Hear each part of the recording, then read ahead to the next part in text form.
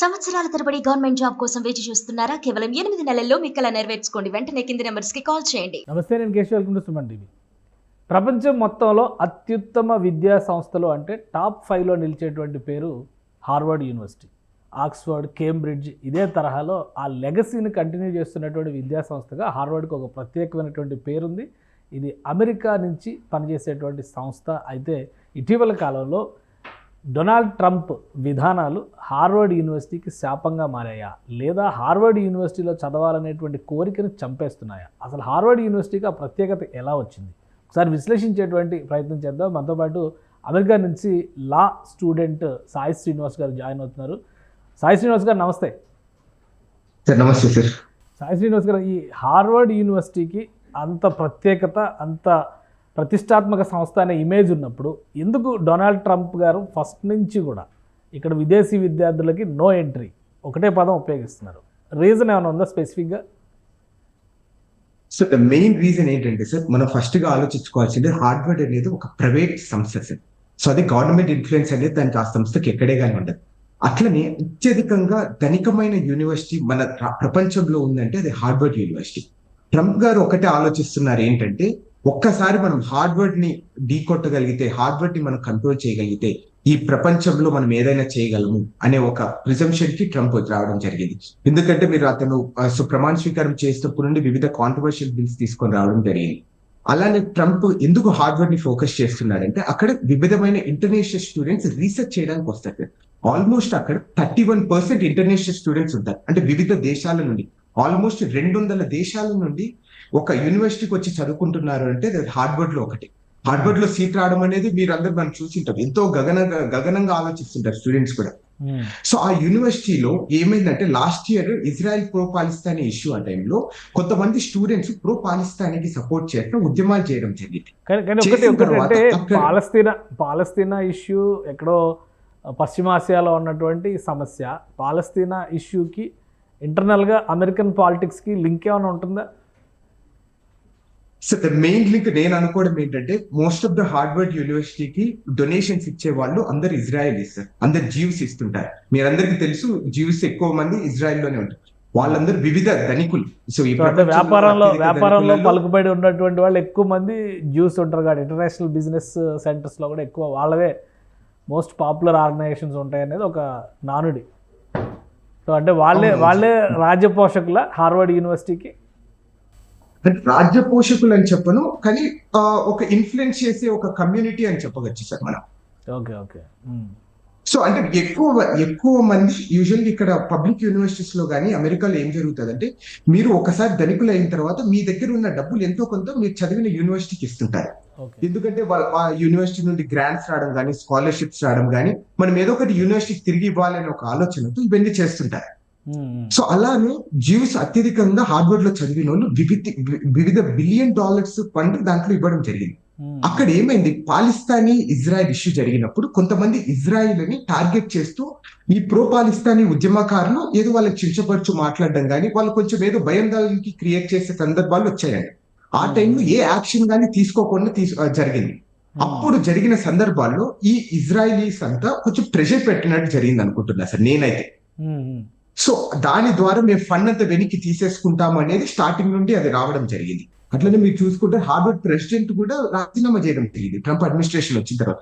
The main reason ఏంటి, ఇదే అనుకుంటున్నాను. సో మేబీ ద జ్యూస్ అందరూ ఏమన్నా విత్డ్రా చేసుకుంటామని చెప్పడం ద్వారా ఇదంతా జరిగింది. కానీ ఇక్కడ ఒకసారి మనం ఆలోచించుకోవాల్సింది ఏంటంటే సార్, అంటే ఇర్రెస్పెక్టివ్ ఆఫ్ అంటే పాలిస్తానీ లేకపోతే పాకిస్తానీ, ఆఫ్ఘనిస్తాన్ ఏదైనా ఎవరైనా కానీ సో టెర్రరిస్ట్ ఆర్గనైజేషన్ కి సపోర్ట్ చేస్తున్నారు అంటే తప్పకుండా అవన్నీ ఎంకరేజ్ చేయడం కరెక్ట్ కాదు ఏ యూనివర్సిటీ అయినా. కానీ హార్వర్డ్ లో ఏమైతుంది అంటే 31% ఇంటర్నేషనల్ స్టూడెంట్స్ వచ్చే కొద్దీ వివిధ సోషల్ అపియరెన్స్ కానీ, సోషల్ ఎన్విరాన్మెంట్ లో, సోషల్ వాల్యూస్ లో వాళ్ళు అక్కడికి వచ్చేసి వాళ్ళ బిలీఫ్స్ ని కానీ, వాళ్ళ వాల్యూస్ ని కానీ, వాళ్ళ ఆలోచనలు కానీ అక్కడ ఎక్స్ప్రెస్ చేస్తుంటారు ఎక్కువ హార్వర్డ్ లో. అందుకు జరిగిన ఉద్యమమే ఇది. అలానే మీరు చూసుకుంటే April 12 ఆ టైంలో ట్రంప్ ఏమని అడిగారంటే హార్వర్డ్ యూనివర్సిటీని, ఆ టైంలో జరిగిన అంటే ఈ ప్రో పాలిస్తానీ ప్రొటెస్ట్ లో మీకు జరిగిన ఇన్సిడెంట్స్ తో స్టూడెంట్స్ ఎవరెవరు పాల్గొన్నారు అనే దాని లిస్ట్ మాకు కావాలని ఇండైరెక్ట్ గా అడగడం జరిగింది. హార్వర్డ్ వాడు ఇవ్వరు కదా సార్. ఒక్కసారి స్టూడెంట్స్ ఇన్ఫర్మేషన్ అనేది గవర్నమెంట్ కి ఎందుకు ఇవ్వాలి అంటే సింపుల్ క్వశ్చన్. ఒక ప్రైవేట్ యూనివర్సిటీలో చదివే విద్యార్థుల్ని గవర్నమెంట్ కి ఏం సంబంధము అనేది హార్వర్డ్ ఆర్గ్యుమెంట్. సో అలానే ట్రంప్ ఏం చేశాడంటే సరేలే అది ఇవ్వకండి. సో హార్వర్డ్ స్టూడెంట్స్ కి గత 5 సంవత్సరాలలో ఏదైనా క్రిమినల్ రికార్డ్స్ ఉన్నా కానీ, వాళ్ళు ఎక్కడన్నా ఎగ్జామ్స్ లో కాపీ కొట్టినా కానీ, లేకపోతే వాళ్ళు ఏ దేశాల నుండి వచ్చారు, ఎక్కడ వాళ్ళ ఫ్యామిలీ బ్యాక్గ్రౌండ్ ఏంటి, ఈ 5 కండిషన్స్ అని లిస్ట్ అవడం జరిగింది. అది కూడా హార్వర్డ్ డినై చేస్తా రావడం జరిగింది. చేస్తానే ఏప్రిల్ స్టార్టింగ్ నుండి సుమారు నాకు తెలిసినంత వరకు ఒక 40-50 బిలియన్ డాలర్లు గ్రాంట్స్, స్కాలర్షిప్స్ కట్ చేయడం జరిగింది సార్ ట్రంప్. అయినా కానీ హార్వర్డ్ ఎక్కడే కానీ వెనక్కి దక్కలేదు. ఎందుకంటే ఒక చిన్న సింపుల్ రీజన్ చెప్తా సార్. ఇంటర్నేషనల్ స్టూడెంట్స్ ఒకటే 6,000 మంది ఇంటర్నేషనల్ స్టూడెంట్స్ 4,000 కోట్ల రూపాయలు ఫీజు రూపంలో హార్వర్డ్ యూనివర్సిటీకి డబ్బులు ఇస్తున్నారు. 4,000 కోట్ల రూపాయలు. మీరు అర్థం చేసుకోండి ఎంత ఇన్ఫ్లుయెన్షియల్, ఎంత డబ్బులు ఉంది అని వాళ్ళ దగ్గర. వాళ్ళు అయినా కానీ లెక్క చేయకోకుండా ఇప్పుడు రైట్ నౌ ట్రంప్ ఏం చేస్తున్నారంటే ఇంటర్నేషనల్ స్టూడెంట్స్ ని తీసుకోకూడదు, ఎందుకంటే వీళ్ళు యాంటీ టెర్రరిస్ట్ ఆర్గనైజేషన్స్ కి సపోర్ట్ చేస్తున్నారు, టెర్రరిస్ట్ గ్రూప్లకు సపోర్ట్ చేస్తున్నారు.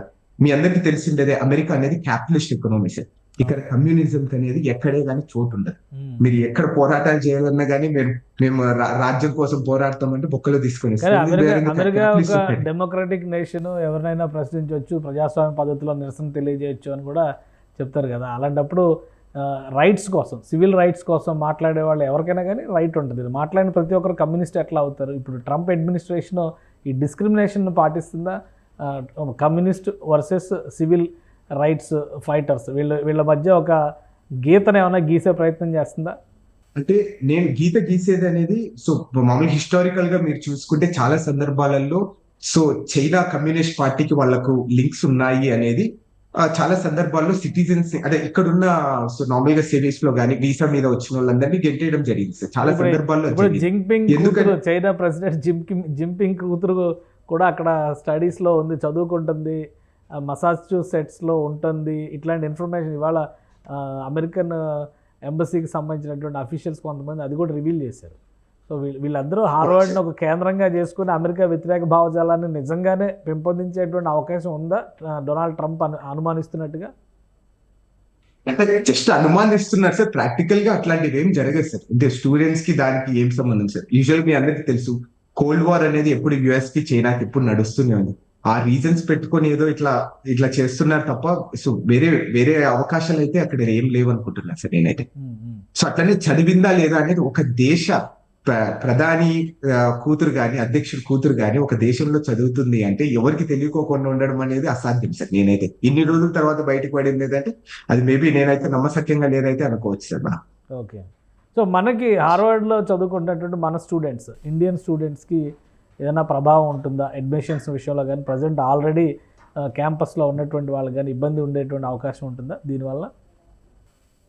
సార్ సుమారు మన ఈ భారతీయ విద్యార్థులు సుమారు 788 మంది ఉన్నారని తెలిసింది సార్ మనకు రీసెంట్ న్యూస్ ప్రకారం. ఓన్లీ హార్వర్డ్ లోనే సార్ 6,000 మందిలో సుమారు మనము ఆల్మోస్ట్ 12-13% ఉన్నాం సార్. ఓకే. ఒక హార్వర్డ్ లోనే. వాళ్ళపైన ఏమైనా చర్యలు తీసుకుంటారా? వాళ్ళకి ఏమైనా ఎకడమిక్స్ ఇబ్బంది అయ్యేటువంటి పరిస్థితి ఉంటుందా? సార్ నాకు తెలిసి చాలా ఇబ్బంది పరంగానే ఉంటుంది సార్. అంటే మెంటల్ ప్రెషర్ ఎక్కువ విపరీతంగా పెరిగిపోతుంటది కదా సార్. అంటే వాళ్ళందరికీ మన లాస్ట్ ఒక వారం క్రితం సెవిస్ టర్మినేట్ చేశారు. సెవిస్ టర్మినేట్ చేస్తే మీ లీగల్ స్టేటస్ అమెరికాలో ఉండేది కోల్పోతారు సార్. దానివల్ల జరిగే కారణాలు ఏంటంటే మీరు డిపోర్ట్ కావచ్చు, లేకపోతే మిమ్మల్ని అరెస్ట్ చేయొచ్చు, ఇలాంటివన్నీ స్టార్ట్ అయిపోతాయి. మీ ఎడ్యుకేషన్ ని కంటిన్యూ చేయలేము. One of the reason. అట్లనే దాని తర్వాత జరిగిన చాలా ఇన్స్టిట్యూషన్స్ చైనాలో ఉన్న ఒక టాప్ 10 యూనివర్సిటీస్ లేకపోతే అలానే సింగపూర్, ఆస్ట్రేలియాలో ఉండే వాళ్ళు కూడా హార్వర్డ్ లో ఎవరైనా కానీ మధ్యలో డిస్కంటిన్యూ చేసి వస్తే మేము తీసుకుంటాం, మిమ్మల్ని ఫ్రీగానే మా యూనివర్సిటీస్ లో చదివిస్తామని కూడా చెప్పడం జరిగింది. దీనివల్ల మెయిన్ గా నష్టపోయేది ఎవరంటే అమెరికానే నష్టపోతాయి. ఓకే. సో అమెరికన్ కోర్ట్స్ ఏం చెప్తున్నాయి? ఇప్పుడు డొనాల్డ్ ట్రంప్ డెసిషన్ క్వశ్చన్ చేస్తూ కొంతమంది కోర్టు మెట్లు ఎక్కారు. కోర్టులు ఇందులో ఇన్వాల్వ్ అయ్యి ఒక సొల్యూషన్ ఇచ్చే అవకాశం ఎంతవరకు ఉంటుంది? అంటే సొల్యూషన్ అనేది ఏం లేదు సార్. మళ్ళీ మీరు అందరూ చూసుకుంటారు ఈ సెవిస్ టర్మినేట్ అయ్యిండేది అంటే సెప్ లో వాళ్ళని రిమూవ్ చేసిండేటన్ని మళ్ళీ రీఇన్స్టేట్ చేయమని అడగండి. అంటే ఏంటి దాని మీనింగ్ ఏంటంటే ఇంటర్నేషనల్ స్టూడెంట్స్ మీరు లీగల్ గా ఇక్కడ అమెరికాలో ఉండొచ్చు, ఫ్యూచర్ లో కూడా మీరు ఇంటర్నేషనల్ స్టూడెంట్స్ తీసుకొని రావచ్చు అని చెప్పడం జరిగింది. ఆ కోర్టుని ధిక్కరించుకోకుండా అంటే కోర్టు ఆర్డర్ ని ధిక్కరించకుండా ట్రంప్ ఏం చేశాడంటే ఫ్యూచర్ లో వచ్చే visa appointments, visa interviews cancel చేయడం జరిగింది. అంటే ఇండైరెక్ట్ గా ఏం చేస్తున్నారు, ఇంటర్నేషనల్ స్టూడెంట్స్ అమెరికాకి రానికోకుండా చేశారు. దాంట్లో భాగంగా హార్వర్డ్ యూనివర్సిటీ వాళ్ళు కూడా రారు. ఓకే. సింపుల్ లాజిక్ అది. అట్లనే ఇక్కడ ఏమైతుందంటే సార్, ఒక్కసారి ఇక్కడ మనము హార్వర్డ్ ఇన్స్టిట్యూషన్ కూడా ఒకసారి మనం మెచ్చుకోవాలి సార్. ఒక ప్రైవేట్ ఇన్స్టిట్యూషన్ ట్రంప్ ఆర్డర్ కి, అంటే ఒక ప్రెసిడెంట్ దేశ అధ్యక్షుడి ఆర్డర్ కి వ్యతిరేకంగా వెళ్ళి పోరాడుతుందంటే ఒకసారి మీరు అర్థం చేసుకోండి.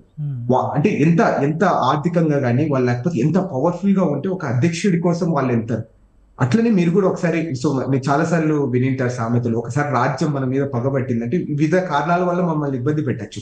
అట్లనే ట్రంప్ కూడా సో వివిధ సందర్భాల్లో హార్వర్డ్ ఇబ్బంది పెడుతున్నారు, దాన్ని ఢీకొడుతూ వాళ్ళు ఎదిరించి పోరాడుతున్నారని హార్వర్డ్ కూడా ఎంత పవర్ఫుల్ ఒకసారి అర్థం చేసుకోవాలి మనం. అంటే ఫైనాన్షియల్ గా కానీ లైక్ సో దీంట్లో కానీ. అట్లనే ఇంకొకటి కూడా సార్, ఒక్కసారి కేసు ఫైల్ చేయాలంటే ఏదైనా ఇన్స్టిట్యూషన్, ఒకవేళ మనం ఏదైనా బర్త్ రైట్ సిటిజన్షిప్ గురించి మనం కేసు ఫైల్ చేసాం సార్, అవతల నుండి గవర్నమెంట్ సైడ్ కోర్టు అడ్వకేట్లు వాదియాలంటే ఆ కేసు కంప్లీట్ అయినంత వరకు $250 million ఖర్చు సార్. అది ఎవరి డబ్బు? అదంతా మామూలుగా మనం కట్టే ట్యాక్స్ రూపంలో వచ్చే డబ్బే వాళ్ళకి అడ్వకేట్లకు డబ్బులు ఇస్తున్నారు. అంతకు మించి అక్కడ ఏం జరగడం లేదు. ఓకే. సో ఇప్పుడు ప్రతి సందర్భం చెప్పండి. ప్రతి సందర్భంలో ప్రతిరోజు మనం ఇట్లా కోర్టు మెట్లు ఎక్కుతూ, సో ప్రతిరోజు ఇలా దినదిన గణంగా ఉండాలి అనుకుంటే చాలా ఇబ్బందిగా ఉంటుంది మన స్టూడెంట్స్ కూడా. అంటే మమ్మల్ని మానసికంగా చాలా ఇబ్బందికరంగా ఉంది. అంటే మేము ఎక్కడే కానీ డైరెక్ట్ ఎఫెక్ట్ కావడం లేదు, అయినా కానీ మెంటల్ గా ప్రెషర్ గా విద్యార్థులు అయితే ఫీల్ అయిపోతున్నారు సార్. మీరు అందరూ చూసుకొని ఇంట్లో తల్లిదండ్రులు మీకైనా కానీ 24 గంటలు, మీకు అమెరికాకు సంబంధం లేకపోయినా కానీ 24 గంటలు మీరు న్యూస్ చూస్తున్నారు. అమెరికాలో ఏం జరుగుతుంది, ఏంటి, ఎలా ఇబ్బంది పడుతున్నారు స్టూడెంట్స్ అని. అంటే ఇక్కడ ఉన్న వాళ్ళు ఎంతగా మెంటల్ గా డిస్టర్బ్ అవుతున్నారు, లేకపోతే ఒక చిన్న సందర్భాల్లో ఎలా ఇబ్బంది పడుతున్నారు మీరు ఒకసారి ఆలోచించుకోవాలి. ఇప్పుడు పర్సంటేజ్ కూడా ఫారిన్ స్టూడెంట్స్ పర్సంటేజ్ ఆల్మోస్ట్ మీరు చెప్పిన దాని ప్రకారం కూడా 31% ఉంది. అది 15%కి రిస్ట్రిక్ట్ చేయాలని కూడా డొనాల్డ్ ట్రంప్ ఒక ప్రపోజల్ పెట్టారు అంటున్నారు. ఒకవేళ అది కనుక అమలయ్యే అవకాశం అని ఉంటుందా, లేదా కోర్టు నుంచి ఆర్డర్స్ తెచ్చేటువంటి ఛాన్సెస్ ఉన్నాయి? అమలైతే చాలా మంది మళ్ళీ అవకాశం కోల్పోయేటువంటి పరిస్థితి ఉంటుంది. అవును సార్. అంటే ఇక్కడ ఏ గ్రౌండ్ తీసుకోవచ్చు అంటే నేషనల్ సెక్యూరిటీ రీజన్స్ మీద, అంటే విపరీతంగా ఇంటర్నేషనల్ స్టూడెంట్స్ రావడం వల్ల మన ఎకనామీ దెబ్బతింటది, మన నేషనల్ సెక్యూరిటీకి ఇబ్బంది అనే ఒక రీజన్ తో అది చేసే రైట్ గవర్నమెంట్ కు ఉంటుంది సార్. ఆ గ్రౌండ్ తీసుకుంటే మాత్రం మనం ఏం చేయలేము, ఆ బిల్ కూడా పాస్ అవుతుంది, కోర్టులో కూడా నిలబడదు అనుకుంటాను నేను. ఓకే, కోర్టులో నిలబడే అవకాశం ఉంటుంది అంటారా? ఉండదు అనుకుంటున్నాను సార్ నేనైతే. అంటే నేషనల్ సెక్యూరిటీ అనేది అంటే అది one of the main reason కదా. ఏదైనా కానీ మీరు చేయాలనుకుంటే నేషనల్ సెక్యూరిటీ అనేది వచ్చిన తర్వాత అది completely with respect to the executive or the army. Okay. So వాళ్ళని అంటే వాళ్ళని ఓవర్ రీచ్ చేసే రైట్ జ్యుడిషియల్ కి ఎప్పుడు ఉండదు జనరల్. ఓకే.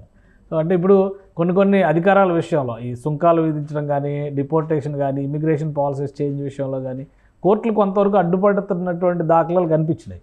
సో ఈ పర్టికులర్ కేసులో కోర్టుల నుంచి ఉపశమనం ఎంతవరకు రావచ్చు, లేదా గవర్నమెంట్ నేషనల్ సెక్యూరిటీ అనేటువంటి యాంగిల్లో గవర్నమెంట్గా ఫేవర్గా ఇవ్వడానికి ఎక్కువ అవకాశం ఉంటుందా?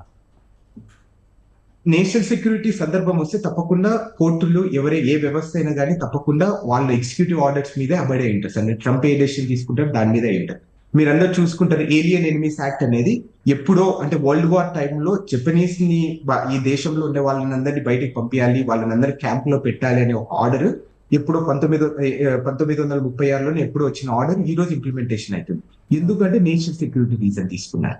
అట్లనే సో వివిధ సందర్భాల్లో ఇప్పుడు మీరు చూసుకుంటే కొంతమంది ప్రొఫెసర్స్ ని FBI అరెస్ట్ చేస్తుందని. ఎందుకు అరెస్ట్ చేశారు? వాళ్ళు మెయిన్ డిపార్ట్మెంట్స్ ని హెడ్ గా ఉన్నారు సార్. అంటే ఒక చైనా ప్రొఫెసర్ ని, సో అతను ఏదో ఒక డిపార్ట్మెంట్ అంటే టెక్నాలజీ డిపార్ట్మెంట్ కి హెడ్ గా ఉంటే తన్ని FBI అరెస్ట్ చేసి రిజైన్ చేయించారు. ఎందుకు? నేషనల్ సెక్యూరిటీ అని చెప్పారు. సో వీళ్ళందరికీ చైనా కమ్యూనిస్ట్ పార్టీతో ఏదో లింక్స్ ఉన్నాయి, అదే రీజన్ తో మేము చేస్తున్నామని మీరందరికి తెలుసు. అంటే సింపుల్ రీజన్ చెప్తున్నా సార్. టిక్టాక్ ఎందుకు అమెరికాలో బ్యాన్ అయింది? సింపుల్ రీజన్, ఎందుకంటే నేషనల్ సెక్యూరిటీ. ఓకే. మన ఇండియాలో ఎందుకు బ్యాన్ అయింది? National security. వాళ్ళు ఏం క్వశ్చన్ చేయలేకపోయారు మన ఇండియాలో, ఎందుకు సార్ నేషనల్ సెక్యూరిటీ. వాళ్ళంతా డేటానంతా చైనాకి తీసుకెళ్తారు అనే ఒక ఉద్దేశంతో చేయడం జరిగింది. అంటే ఇక్కడ ఇంకొక మెయిన్ పాయింట్ టిక్టాక్ గురించి మనం కూడా ఒకసారి ఆలోచించుకోవాలి మన గవర్నమెంట్ కూడా. సో చైనా ఇన్ఫర్మేషన్ బిల్లో ఒక చిన్న క్లాస్ ఉంది సార్. ఏంటంటే గవర్నమెంట్ కి అవసరం అయినప్పుడు ఏ కార్పొరేషన్స్ అయినా అమెరికాలో చైనాలో ఎస్టాబ్లిష్ అయినది, లేకపోతే చైనాకి లింక్స్ ఉండేది ఏదైనా ఆర్గనైజేషన్, వాళ్ళు నేషనల్ సెక్యూరిటీ సందర్భం ఇష్యూలో ఆ డేటానంతా చైనా గవర్నమెంట్ కి ఇవ్వాలని చెప్పడం జరిగింది. ఓకే. సో అదే రీజన్ తో సో అన్ని దేశాలు టిక్టాక్ ని కానీ డీప్ సీక్ ని కానీ ఇవంతా రిజెక్ట్ చేస్తే రావడం జరిగింది. ఓకే. సో అదే రీజన్తో ఇప్పుడు డొనాల్డ్ ట్రంప్ కూడా ఒక అస్త్రాన్ని ప్రయోగించడానికి దారి ఏర్పడిందని అనుకోవాలి. అది అనుకోవాలి. అట్లనే ఇప్పుడు ట్రంప్ ఇంకొక ఆర్గ్యుమెంట్ చేస్తున్నాడు ఏంటంటే, అమెరికన్లు 31% అంటే ఇవన్నీ అమెరికన్లకు వచ్చే సీట్లు కదా, మాకు రాకోకుండా ఎవరో వచ్చి తీసుకుంటున్నారు అనేది అతను ఆర్గ్యుమెంట్ చేస్తున్నాడు. అందుకే 15% లోకల్ నేటివ్ అమెరికన్స్ ని ప్లీజ్ చేసే పనిలో ఉన్నారు. ప్లీజ్ చేసే పనులు ఉన్నారు, అది ఎవరైనా సపోర్ట్ చేస్తారు కదా. రైట్ ఎంతవరకు హార్వర్డ్ యూనివర్సిటీ ఎంతవరకు పోరాడే అవకాశం ఉంటుంది? గవర్నమెంట్కి సరెండర్ అయ్యేటువంటి చట్టాలన్నీ గవర్నమెంట్కి అనుకూలంగా వచ్చినప్పుడు సరెండర్ అవ్వక తప్పని పరిస్థితి ఎదురవుతుందా? అంటే ఇంకా కొన్ని సందర్భాలలో ఇప్పుడు నేషనల్ సెక్యూరిటీ ఇష్యూ కానీ, లేకపోతే for the greater of the nation కానీ, ఆ సందర్భాల్లో ఎవరైనా కానీ, ఏ వ్యక్తి అయినా కానీ ఒక దేశంలో ఉన్న తర్వాత వాళ్ళందరూ సరెండర్ అయిపోతారు సార్. కానీ హార్వర్డ్ అనేది విపరీతంగా పోరాడుతుంది. మనం చూడాలి అంటే ఫ్యూచర్ లో ఏమైతుంది అనేది. అంటే ఇక్కడ హార్వర్డ్ ని కూడా మనం ఇందాక మెచ్చుకోవాలి సార్. ఒక అధ్యక్షుడిని వ్యతిరేకంగా పోరాడుతుంది ఒక చిన్న యూనివర్సిటీ అంటే మీరు అర్థం చేసుకోండి. చాలా యూనివర్సిటీస్, కొలంబియన్ కానీ, న్యూయార్క్ కానీ, అవన్నీ కంప్లీట్ గా సరెండర్ అయిపోయాయి. పెద్ద పెద్ద లా ఫర్మ్స్ ట్రంప్ కి ఇబ్బంది పడి వాళ్ళందరూ ఎగ్జిక్యూటివ్ ఆర్డర్ లో సైన్ పెట్టడం జరిగింది. సర్లే మేము మీకోసం ఇన్ని అవర్స్ మీకోసం కష్టపడతాము. Right thank you Sai Srinivas garu విశ్లేషణ అందించినందుకు. ఇది హార్వర్డ్ యూనివర్సిటీలో జరుగుతున్నటువంటి పరిణామాలు, విదేశీ విద్యార్థులకి సంబంధించి కఠినమైనటువంటి నిబంధనల్ని, నియమావళిని అమలు చేసేటువంటి ప్రయత్నం ట్రంప్ సర్కార్ చేస్తుంది. దానికి తగ్గట్టుగా పర్సంటేజ్ని కూడా తగ్గించేటువంటి అవకాశాలు చాలా స్పష్టంగా ఉన్నాయి. నేషన్ సెక్యూరిటీ అనేటువంటి ఒకే ఒక్క రీజన్తో అన్ని అంశాలని కూడా పక్కన పెట్టేసి కోర్టులు కూడా ట్రంప్ సర్కారుకి మద్దతు తెలిపేటువంటి అవకాశం ఖచ్చితంగా ఉండొచ్చని సాయి శ్రీనివాస్ విశ్లేషిస్తున్నారు. మరోవైపు హార్వర్డ్లో చదువుకుంటున్నటువంటి భారతీయ విద్యార్థుల పరిస్థితి మాత్రం డోలాయమానంలో ఉంది. ఇక ఫైనల్ జడ్జిమెంట్ ఏ విధంగా వస్తుందో వేచి చూడాలి. ఇది special discussion. Keep watching. Suman టీవీలో మీ పర్సనల్ అండ్ బిజినెస్ ప్రమోషన్స్ కోసం కింది నెంబర్కి కాంటాక్ట్ చేయండి.